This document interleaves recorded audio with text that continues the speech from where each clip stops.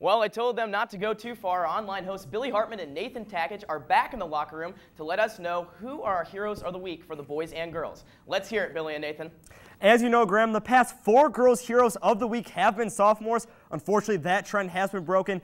Taking home the crown this week is Lady Lancer freshman Mackenzie Steele. Steele had a phenomenal game this past Thursday where she dropped a massive 19 points, that's her career high, and pulled down 2 boards in a close 5-point loss to Trimble.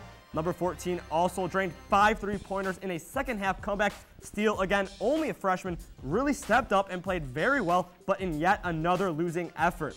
Steele, she's really beginning to heat up at the perfect time for Fed Hawk as they begin their preparations for their first playoff game against their rivals from the Hocking, the Southern Lady Tornadoes. Keep up the good work, Mackenzie. There you have it, Nathan. Taking it for the girls this week is a freshman. Now, what about the guys? Well, Billy, I know you're upset that the sophomore class wasn't able to keep the streak going for the girls, but the class of 2015 is still represented on the guys' side of the bracket in Athens star player Joey Burrow. He takes the honors home for the boys this week. Number 10 had a monster week for the Bulldogs, putting up double-digit efforts in each of his team's games against Logan, Wellston, and Meigs. Burrow dropped 21 in a heartbreaking non-conference loss to the Logan Chieftains. However, he was able to bounce back the next night to score a season-high 31 against Wellston. Way to go, Joey.